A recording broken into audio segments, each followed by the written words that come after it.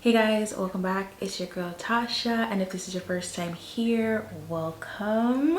It's actually been a minute since I sat down and filmed, and I'm so glad that I'm actually able to do that today. I actually hope that I post this because the last couple times that I filmed, so much was going wrong, and I just said, you know what, forget it. The last time I filmed, my mic wasn't plugged in. It took so much out of me, I feel, to even start filming again. As a small content creator, I feel like sometimes we go through so many different things when it comes to our content and when it comes to ourselves. I just feel like the struggle can be very challenging, it can be time consuming, and it could just mess up your creativity at times. My struggles, I would say, would be finding a quiet space to film at times, because even like just now when I started, the amount of noise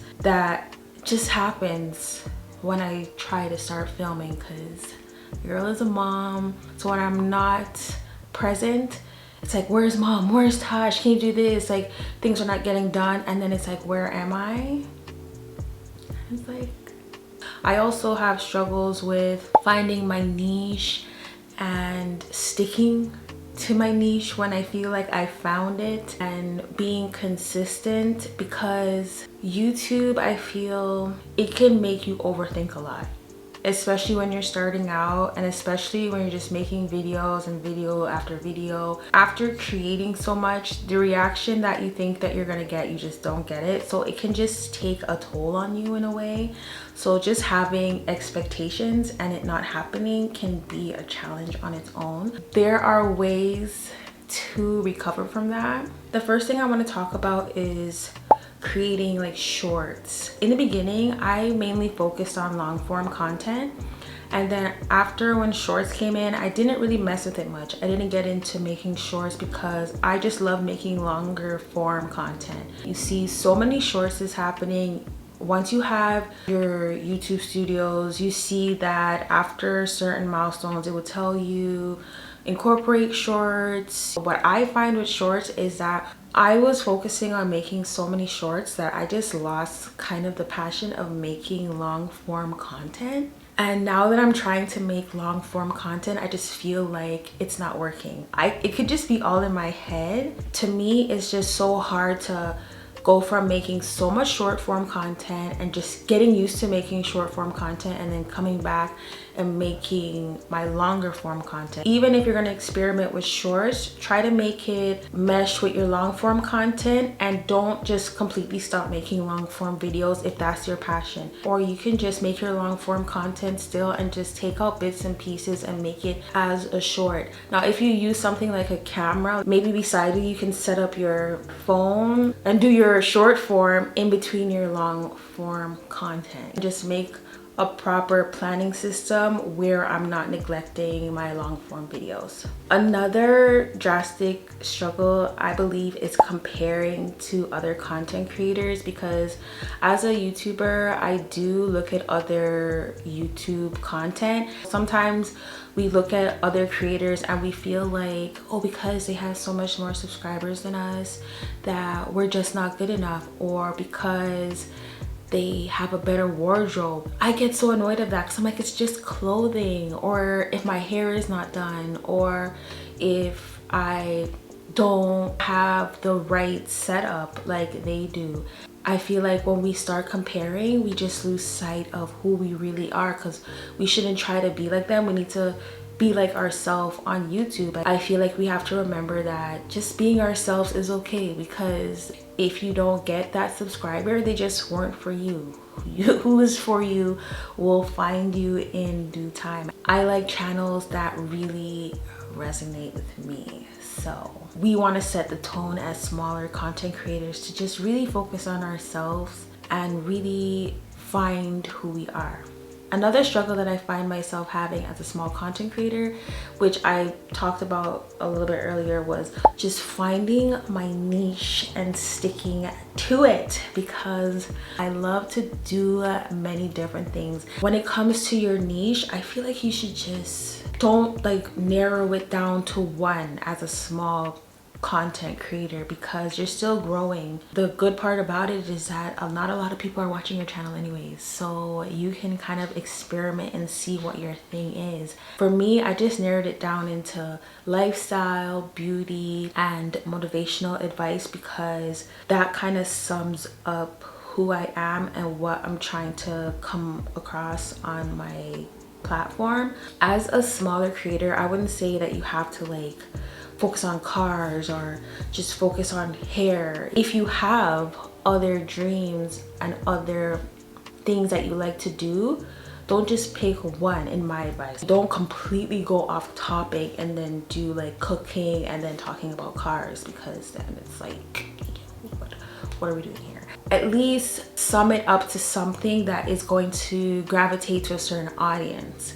Like, I love girlies that talk about hair and beauty and fragrances. So if she's talking about all three of them, I'm cool with it. Like, I'll watch that channel because it resonates with me. Same thing for myself. I feel like I'm not only going to talk about hair because I'm not always doing my hair and that's not like my biggest passion, but I love giving motivational advice. I love to talk. So I feel like it is more me and it's making me be able to help others. And I love lifestyle. I love to vlog and buy hygiene stuff. So to me, until I can really feel comfortable sticking to one niche, or I find the one that both me and my audience can just get together and just do that every week, until then your girl's gonna be dibble-dabbling into things that sum up my niche, like my lifestyle, my motivational, my hair. I'm gonna do all of that until further notice. As a smaller content creator, don't be overthinking too much, because then that's just gonna really kill your creative process. That's really gonna mess with your journey, and you're not gonna be working smarter. You're really gonna be working harder. Another struggle as a content creator and just being creative in general when you're on YouTube is staying consistent. I feel like there's some moments where I'm able to stay consistent, but then there's times where I just don't. And this is one of those times. Like, for example, I wasn't even trying to film this today. I wanted to film other content that I had planned, but my heart was just not aligning with it. I wasn't ready. I wasn't ready to step back into it because, like I said, I haven't made content or long form content in a while. So I was just like, why don't I just address this right now? Because this is what's really happening with me right now. I am unable to stay consistent because of the things that I mentioned, like even finding a quiet space or just being in the right headspace. And sometimes other things will happen, like I say, distractions and noises. And I've noticed that I've had to be very disciplined with the people around me and be disciplined with myself and saying no a lot. And we'll get into that more on my next video because it's been bothering me. I have to learn to say no. I have to learn to just really take my time to focus on my content and not let anything or anyone or anybody distract me, and just know that I'm worth it, you know? As a content creator and a person who just lost their creative spark, it can be hard. Like, it can really hurt. Like, for me, when I lose my creativity, it really hurts me. I know that when you lose a creative passion for something for a bit, or it's just you're not getting inspired, it can really like damage a part of your heart. Like, sometimes you do have to change your environment a bit. I noticed if I work from home a lot, I would either go to a coffee shop or go to the library just to change up the scenery.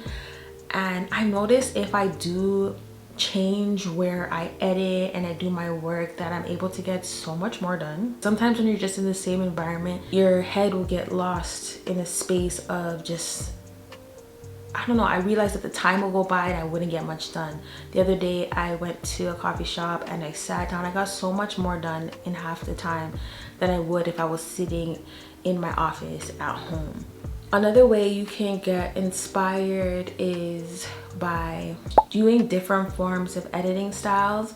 Maybe you're just doing the same editing all the time, maybe switching up the way you do your thumbnail, just learning more techniques when it comes to that. Picking up a new skill and learning how to evolve your content sometimes can just really spark your creativity. Just try to get creative in your editing, can just really inspire your creativity.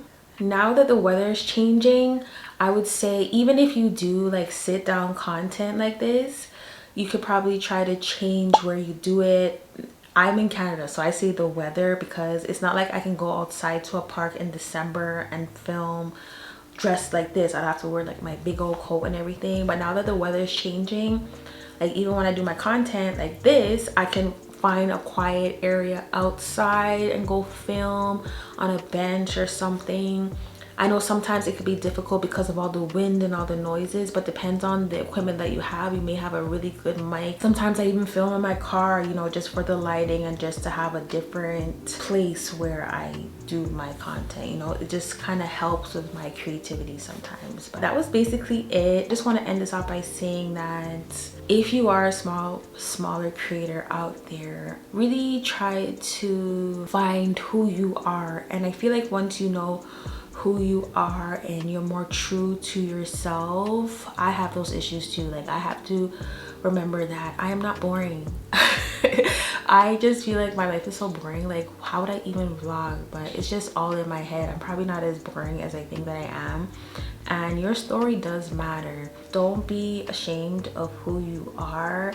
I like to journal a lot just so that I can know who I am, because I feel like a lot of times we forget who we are. The days that you feel like filming, film those days. Even if you didn't edit that last video, it's okay. If you don't feel like editing today but you feel like filming again, film again. Then after you've done a few videos, maybe you might feel like editing, and then you can just edit 2-3 videos and there you go.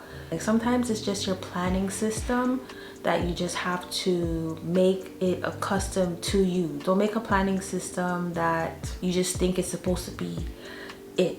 Like for me, I like to edit like 2 hours before I go to bed. That's my best time to edit, because to me everybody's sleeping, there's less noise, I can think better. Do what suits you, do what's best for you, do what's gonna help you progress. I would strongly advise journaling along the way, just so you can reflect on what is working and what's not working. And that's it for my video, guys. I hope this helped who it was supposed to help. Thank you so much for watching. It means so much to me. Don't forget to give this video a big thumbs up, and if you haven't already, make sure to subscribe. It does help your girl's channel out so much. I appreciate each and every one of you guys. Don't forget to share these videos with a friend. Always remember to tell a friend, because you never know who's out there and who needs the advice or the help as much as you do. Until next time, I love you guys so much. Bye.